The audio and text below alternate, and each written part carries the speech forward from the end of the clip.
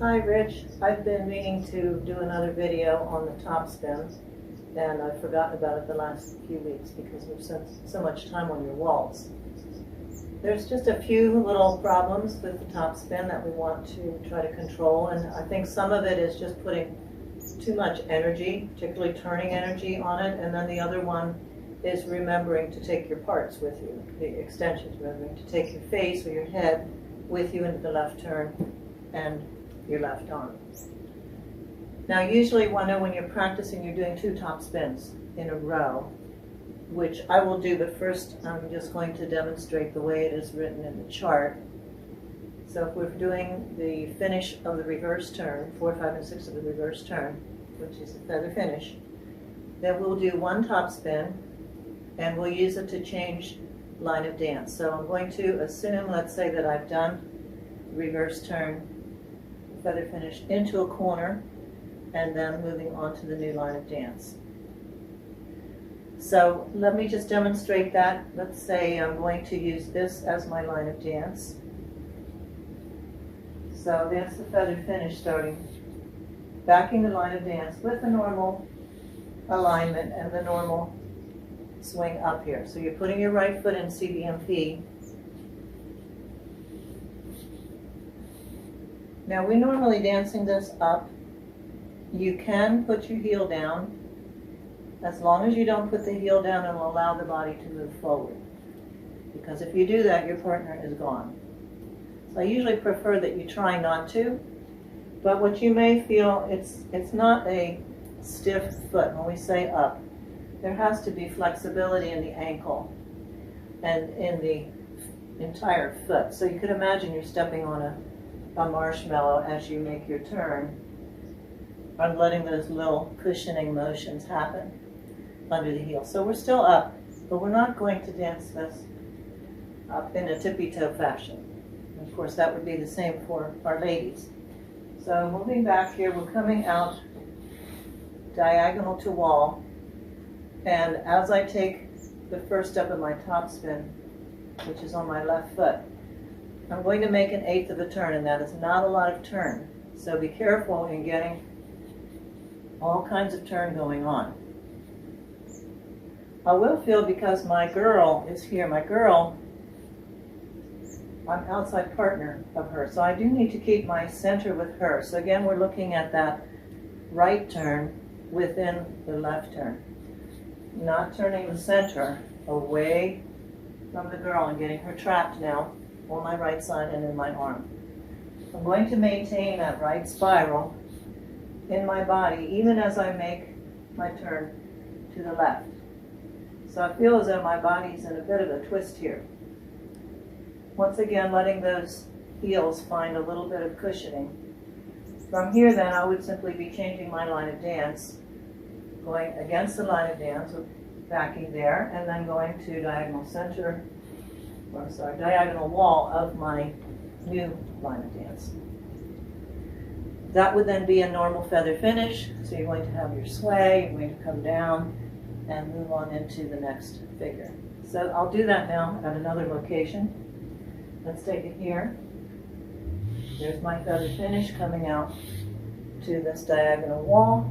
I'm keeping the right center towards my partner, making the 1/8 of a turn through my feet. Okay, the body is doing a little less. That's not mentioned in the chart. It's something just, we know that.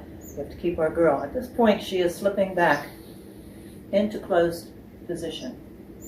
And now we're making a 1/4 of a turn to our new diagonal and carrying on through. If I want to do 2 of them, I'll do that now, and that's where we're usually getting a problem, where you're getting too much spin, too much rotation, and instead of being placed in the CBM position, you're getting a little bit open. So let me use this as my line of dance. So here's my feather finish. We turn an 1/8 from here. There, so there's my 1/8. Coming down here, down back in the line of dance now. Moving to the next top spin. Moving back where I started to the feather finish. Now I'm going to do a bad one and allow the second top spin to get out of control. Quick, quick, quick, quick, quick, quick, quick, quick, quick, quick. I allowed too much turn to be created as I was going into the second one, so I was unable to maintain the outside partner position. I did make a point there that I think we need to be aware of, is that you do slip her back into closed position. So right here I place my foot outside partner. She's still outside partner, and she's now in line with me. As I do the second one, this is again outside partner. I need to maintain that position. So then, still outside partner, backing the Ballroom Dance, and now she's in line with me, and there we go. I don't know if I've made a point of the fact that we are changing from outside partner to inline to outside partner again. So too much turn is one problem. Some of that may be that you've lost your coil. You've lost your right turn within your left turn. As you begin to turn left, if you get flat, you'll have a hard time not overturning, and you will lose your girl. So while we're turning left, we keep the right spiral so we can stay with our girl. Again, that's not something you necessarily see, but you will see if it goes wrong, because you'll get a lump in your shoulder. I will show what the lady is doing here, because it's important for you to understand where she is located on the outside of your thigh. So if I was the lady now, dancing my feather finish, I hope that you will catch me here before I roll through my foot. At this point, the man's thigh is outside partner, and I will feel him turn to the left. So again, I'm making sure as lady I don't also overturn my torso, but there's not much space here. It's a very crowded area. And then I will slip back in line with my partner, carry on to the feather. If we're doing two, then we hope to let the lady feel that both times, that we need to keep that position. Let's do it from another place. So if I go from here, as lady, so my partner catches me here before I'm able to roll through my heel, changes my direction. Now I'm in line with my partner. Here comes the second one, but we're going to stop her again on the toes, change the direction. She's up throughout, again, same idea. She's on those marshmallows. Here comes the normal feather finish, carrying on and allowing her to move through her heels. So overturning was one issue, and a lot of the guys have that problem.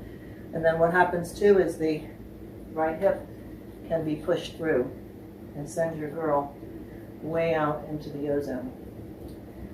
The other thing we found, I first noticed that your left arm was a problem, because what you're doing with your head or your face is really, really subtle. But we seem to fix the problem in you not only being aware of your left arm, but realizing that you were getting fixated on where you were here and your head was delayed. Your head needs to move with your spine and seek the new direction. Now, I can do that badly too. I can do something like that. I rarely see that problem with anyone. But what you were doing, you're just getting caught right here and starting to turn, leaving your focus over there. And I think that is the reason why your left arm came forward, because you were out of balance because of where your head and intention was. So from here, as I correct, you see, I must make sure my face, sometimes people say, where should I look? Well, I hope you'll look about 1/8 to the left of where you are. For me, it's more important that you just feel that the head is moving with the spine and not getting caught behind you and then having this wobble. So as I correct, there's this very slight movement. Even though I'm coiled towards my girl, there's a very slight movement here as I redirect. And now I'm going to be looking against the line of dance or having turned my head into the movement. Same with my left arm. You see, there's a moment then where I hope I will not look like this, but everything is moving.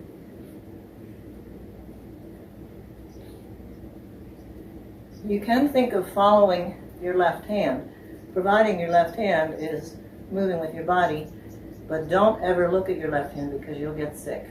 You'll get really, really dizzy. So your space where you're looking is in between. But that seemed to be a really, really big issue. If you look too long, you're going to leave your head there, you're going to see this wobble, and then you're going to have a loss of balance. So those are the few points I wanted to cover on the topspin. So we'll take another look at it this week and see if we can get those subtleties worked in there. Let's take a close-up now of the feet so that you can see the cushioning underneath the heel. Here comes standoff, right on time. So if I'm in my feather finish here, in order to transfer the weight, I'm going to allow some softening there in my foot and ankle and making my turn. So you can see that it's not, again, I'll get out of the way. When you place that foot forward, I'm going to step on that Nerf ball or that marshmallow under my heel. So as I'm putting the toes, the ball, and then more of the ball to absorb the weight, that allows my thigh to rotate. So the bones of my feet are working. I'm keeping the big toe pressed down, changing, and again, I'm allowing a little bit of softening in that back foot. So anything we're doing on the toes, so to speak, we're always having a little flexing, right? Not the forced arch, as we call it in jazz dancing, or the releve in ballet, when we're maintaining that high forced arch. We're always absorbing, absorbing, absorbing. Now if you could see the entire body, you would see that I'm not losing my height. It's very subtle through my ankle and foot. So for you, Rich, sometimes you need to work on the elevation so that you have a little bit more. And of course it is easier if you realize that you don't have to get up there and stay there. There are all these different levels of rise, both through the feet and through the legs.